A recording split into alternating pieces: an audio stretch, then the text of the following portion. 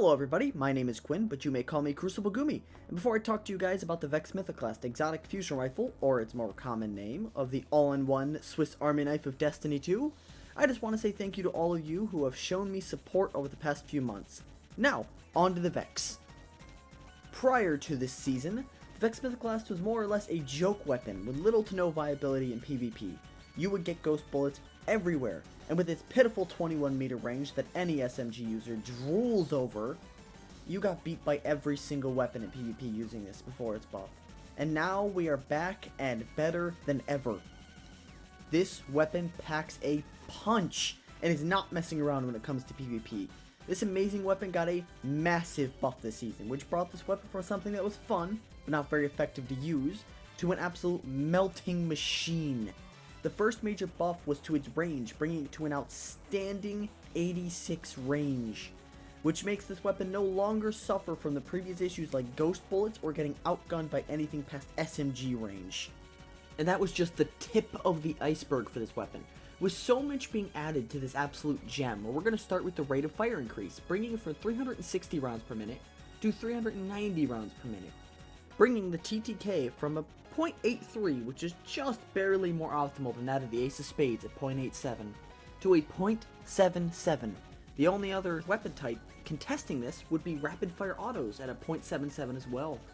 However, there was a lot more added, such as damage boost to its catalyst, bringing its damage from a solid 36 to a 45 per bullet. This drops the TTK significantly after any kill. The linear fusion mode also got a buff to its charge time, bringing it from around 900 down to the average linear fusion rifle at about 533. With my fangirl rant about this gun over, I will talk to you guys in an unbiased manner about my thoughts on the Vex Mythoclast in current PvP activities, and my best advice to counter and outplay people using this weapon. Vex, with its new buffs, boasts a solid 0.77 TTK with an effective range of well over 30 meters. This is quite hard to contest even in hand cannon ranges, and some might call this weapon OP or already calling for its instantaneous nerfs. While I do agree that this weapon is very strong, I feel it is not an OP weapon right now, and you have quite a few options to counter, which I will explain here right now. While the Vex might be a dominant force in PvP at the current moment, it has many weaknesses which can be exploited very easily if you play your cards right. Unlike Deadman's Tale, this weapon truly does have its counters, and I will give you guys my best advice and choices to prepare you for the Vexcapade that is about to fall on PvP this season. And now on to my weapon tips. For my hand cannon users, this is very simple. Much like the Gnawing Hunger meta and the Auto Domination meta we were once a part of, peak shooting with hand cannons is key. Avoid staying in sights for too long against a Mythoclast, and if possible attempt to outduel them with cover.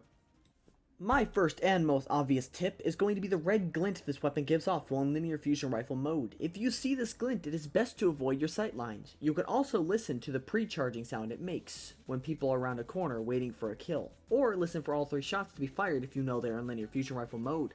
When it is not in linear fusion rifle mode, if you see someone just got dropped in the kill feed, it is best you didn't peek that person for a few seconds to avoid getting roasted alive by the damage boost given for a few seconds after every kill.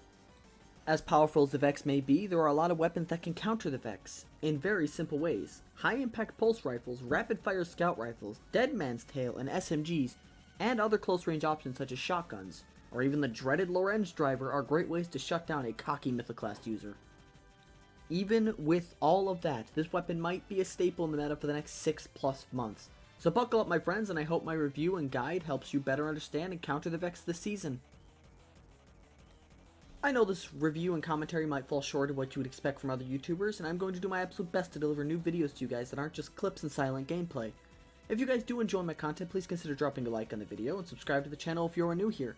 Please tell me in the comments below what you thought of my first review video, and I will see you guys in the next one. Thank you.